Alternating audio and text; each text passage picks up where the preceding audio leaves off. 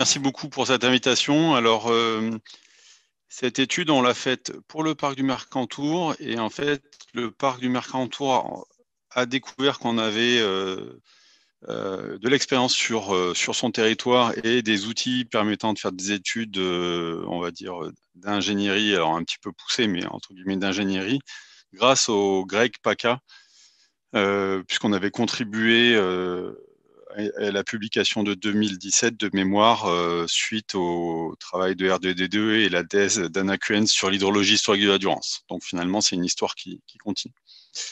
Donc ce travail a été livré l'an dernier pour le parc du Mercantour, réalisé donc à EDF-DTG à Grenoble. On va faire de l'hydrologie et un petit peu de nivologie. Bon, le contexte, on l'a dit. Pourquoi le parc est venu vers nous?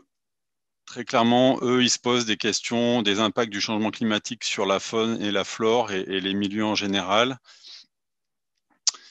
Alors nous, bien sûr, ça, c'est quelque chose qu'on ne connaît pas, mais par contre, les trajectoires concernant l'hydrologie et la neige, c'est quelque chose qui est très important pour nous, puisque ça sous-tend l'exploitation hydroélectrique de nos aménagements et qu'une grosse partie de nos aménagements se trouve en montagne.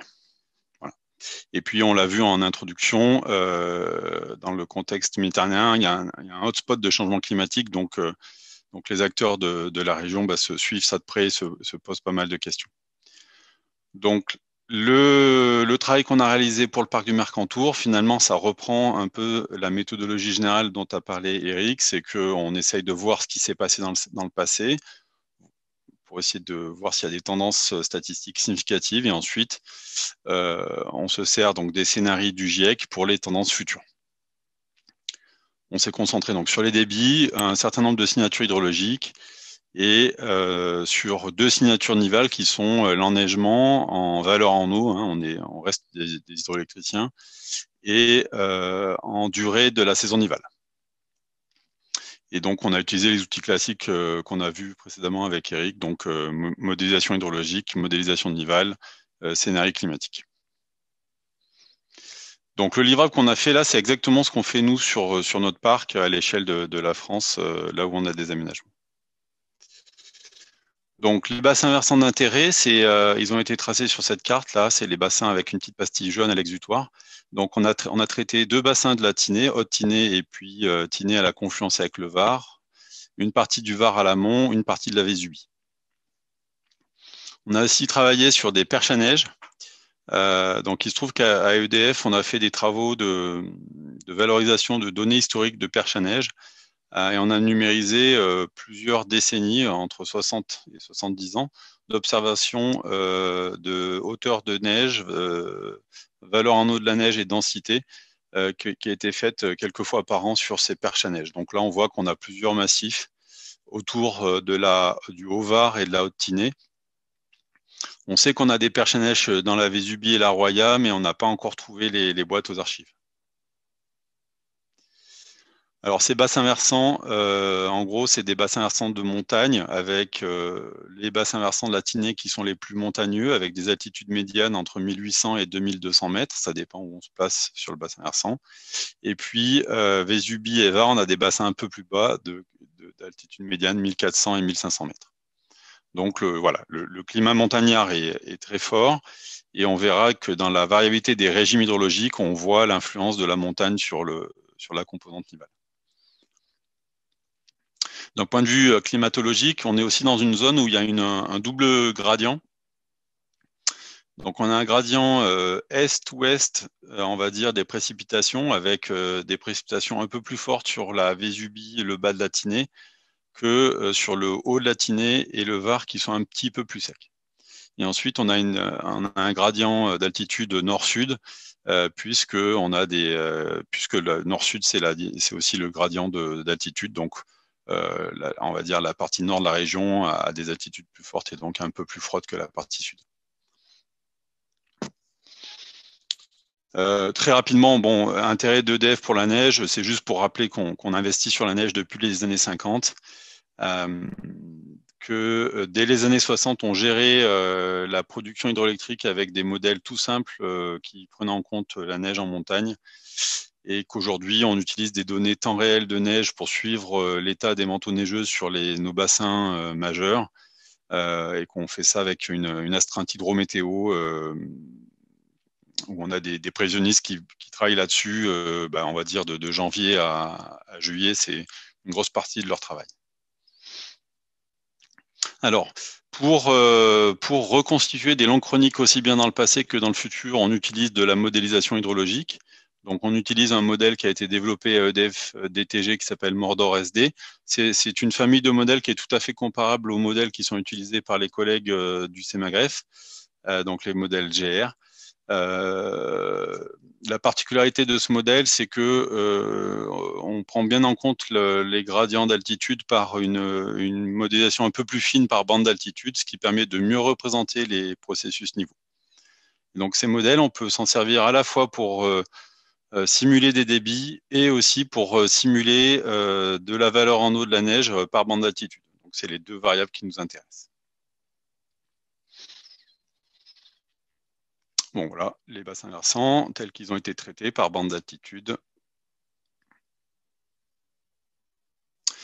Et puis, dernière touche méthodologique, pour faire des analyses de 1900 à 2100, on va utiliser deux familles de forçage climatologique, donc de précipitation de l'air, précipitation et température de l'air, qui sont les variables d'entrée d'un modèle hydrologique. Donc, vers le passé, on utilise la méthode Anathème. C'est une méthode qui a été développée lors d'une thèse sur la Durance, qui permet de mélanger en gros des observations sol et des réanalyses des champs de pression vers le passé. Et on utilise pour le futur donc les scénarios CEMIP 5. Dans notre cas, on a utilisé 17 modèles, 2 RCP, le 4.5 et le 8.5. Donc le RCP 8.5, c'est un peu le scénario pessimiste.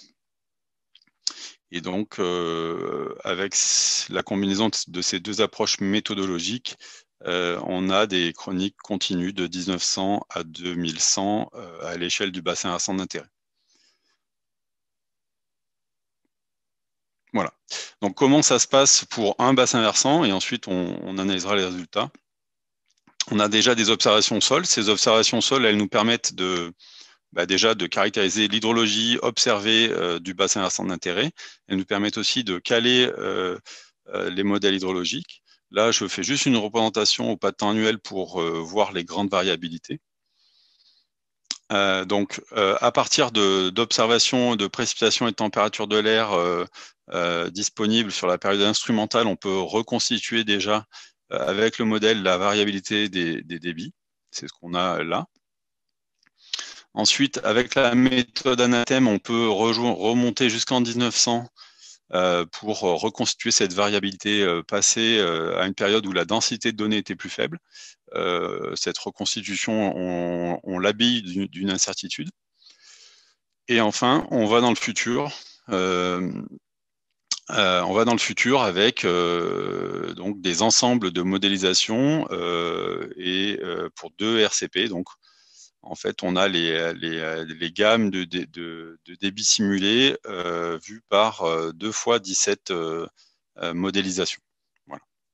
Et donc, pour chacun des bassins versants d'intérêt, on peut reconstruire comme ça 200 ans d'hydrologie. Et parce que c'est compliqué de communiquer et d'analyser les résultats, on fait des tranches des tranches de saucisson hydrologique, donc des tranches temporelles d'une trentaine d'années. Donc, quand on va parler des années 2000, en fait, c'est la moyenne ou la médiane des simulations sur 1985-2015, etc. Et après, on va donner des résultats statistiques par tranche temporelle.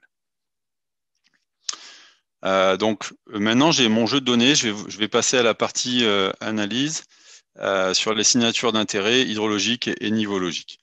Donc, vu qu'il y a beaucoup de données, désolé, je continue à compresser l'information. On va passer d'une série temporelle à une distribution qu'on va synthétiser par ce qu'on appelle une boîte à chapeau ou un box plot.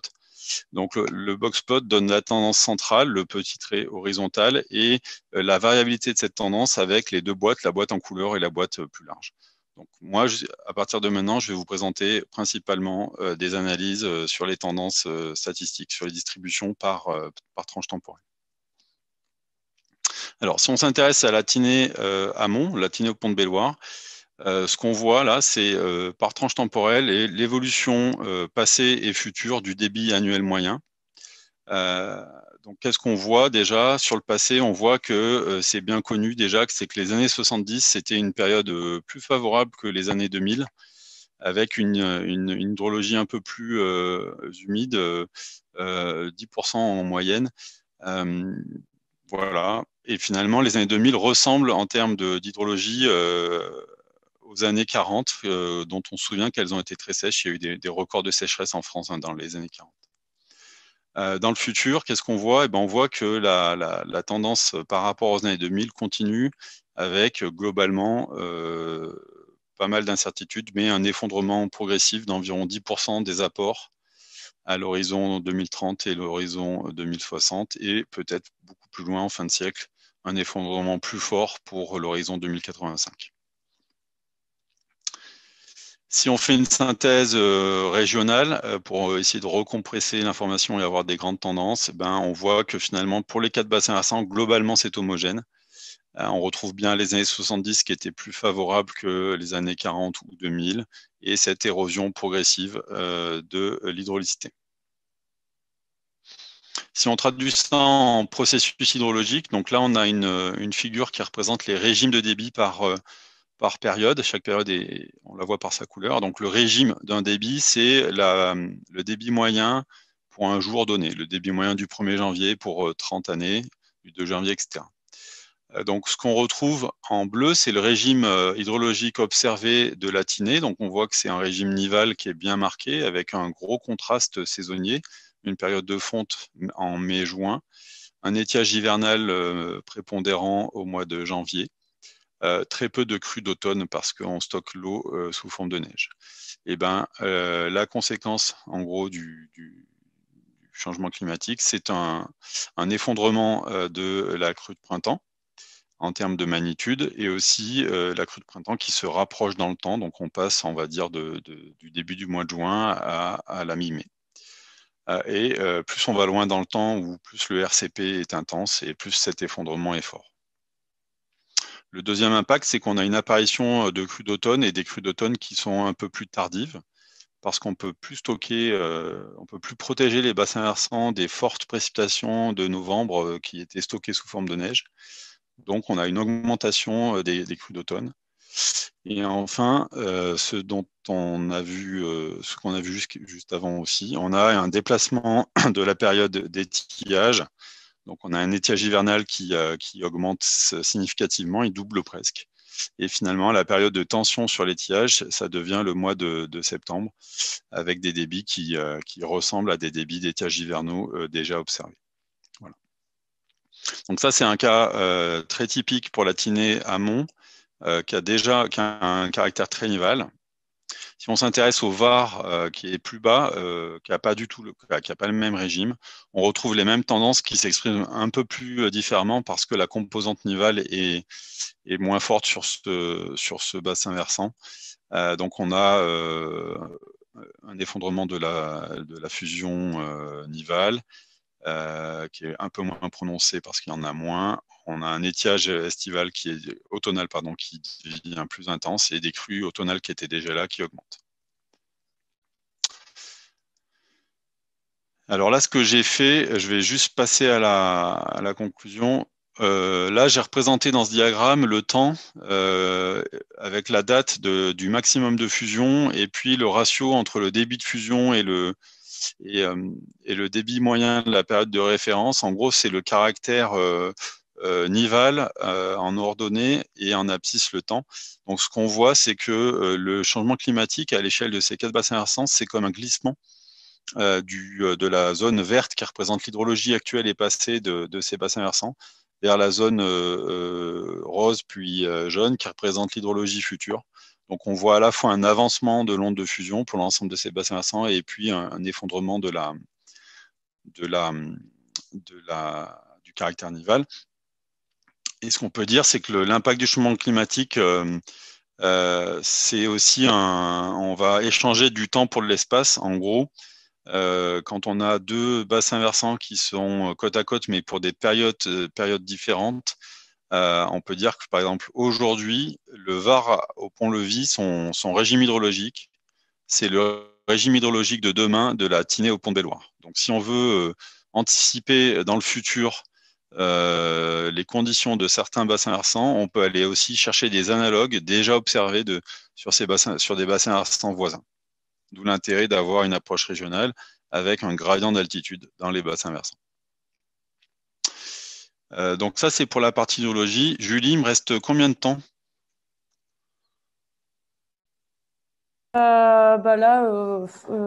Pardon. Je dirais 5 minutes, c'est faisable. Ok, Hein. ok, super. Ouais. Donc ça, c'est sur la partie hydrologie. Donc on a vu qu'on a un signal de l'impact du changement climatique qui est vraiment déjà clair dans les observés et puis qui devient plus intense dans le futur. Si on va valoriser les chroniques d'équivalent en eau de la neige, des perches à neige du parc EDF, donc on en a sur la Haute-Tinée, le Haut-Var. Donc on a des mesures locales. C'est des mesures qui sont très très rares, qui sont un peu complexes, certainement imparfaites, mais qui ont le mérite d'exister. Donc on a voilà, sur cet exemple-là, on a une perche à neige avec des données depuis 57 à quasiment nos jours. Donc on voit la chronique temporelle à gauche, on voit le régime d'enneigement à droite. On voit aussi le régime d'enneigement modélisé en couleur. Voilà. Donc nous, ce qu'on a fait, c'est qu'on a calé des modèles nivologiques à chacune des perches et on a rejoué le passé et le futur comme on l'a fait pour les modèles hydrologiques. Ce qu'on peut retenir très rapidement, c'est que globalement, la modélisation, elle est acceptable. Elle n'est pas aussi bonne que sur un modèle hydrologique parce que c'est d'une part plus compliqué et on a beaucoup moins de données pour apprendre le modèle, mais ça reste acceptable. Et là, je vous présente juste une analyse du passé sur donc, des simulations d'enneigement où on retrouve pour la cabane de Sanguinière à 2000 mètres d'altitude. Donc la cabane de Sanguinière, c'est tout en haut du Var et pas très loin de la jonction du Var et du Verdon ou du Var et de la Tinée, là, c'est dans ce coin-là. Donc on voit que historiquement, on a environ 600 mm de précipitations stockées sous forme de neige dans les années 70 et que aujourd'hui, on est plutôt autour de 500-400 avec encore une fois beaucoup de variabilité et que ça ressemble à ce qu'on avait observé dans les années 40. D'un point de vue du régime d'enneigement, on peut aussi faire des statistiques sur la date du max ou la durée de la saison nivale. On voit que globalement, on a une saison nivale qui a bougé sur cette perche à neige d'environ 3 semaines. Donc ça, c'est un impact du changement climatique déjà observé quand on compare les années 2000 aux années 70. Donc là, j'ai la même chose sur le régime avec plus de détails. Je ne vais pas rentrer. Ah non, pardon, excusez-moi. Donc ça, c'est une analyse locale à la perche. On a eu on a quand même voulu. Ça reste des phénomènes locaux, donc on a quand même voulu valoriser aussi la modélisation nivale vue par le modèle, et c'est ce que je vais vous présenter en synthèse. Donc sur cette figure, je reprends le même formalisme que précédemment. C'est l'enneigement vu par le modèle hydrologique sur la Tinée à Pont-de-Belloire, où on retrouve finalement les mêmes impacts du changement climatique sur le régime d'enneigement, avec la première chose, une baisse de la valeur maximale de l'enneigement, de la valeur en eau de la neige, pardon. Donc on passe sur ce bassin versant de 700 mm environ dans les années 70 à 400 dans les années 2030-2065. Donc on a une baisse, on a une saison nivale dont le maximum est plus tôt, au mois d'avril. Et puis on a une saison nivale qui commence plus tard, un mois, et qui finit beaucoup plus tôt, de 1 à 2 mois en fonction de la période et des scénarios. Si je fais cette analyse encore une fois sur mes 4, si je vais passer à la synthèse régionale, pardon. Donc, si je fais cette analyse sur mes 4 bassins versants qu'on a étudiés, on retrouve des grandes tendances régionales.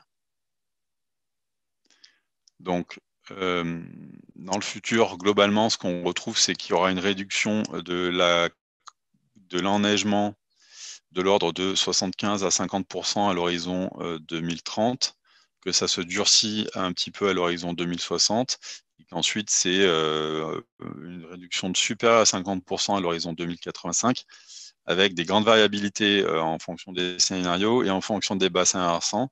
Donc ces variabilités en fonction des bassins versants, c'est lié aujourd'hui au caractère nival de chacun des bassins versants. Donc c'est lié entre guillemets au groupe Tinée, plus montagneux, et au groupe Var-Vésubie, un peu moins montagneux. Si on regarde sur la droite la durée de la saison nivale, pareil, on a une réduction à l'horizon 2030 de 25 à 50 jours, et ça devient et ça devient plus fort progressivement. Voilà. En synthèse, parce que je suis bavard, on a sur donc, le périmètre du parc du Mercantour, on a des simulations de débit et d'équivalent en eau de la neige sur la période 1900-2100 sur 4 bassins versants. On a la même chose sur les perches à neige locales, mais on ne l'a pas complètement valorisé.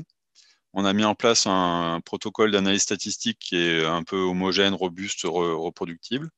Et ça nous a, permis d'améliorer nos connaissances sur cette région.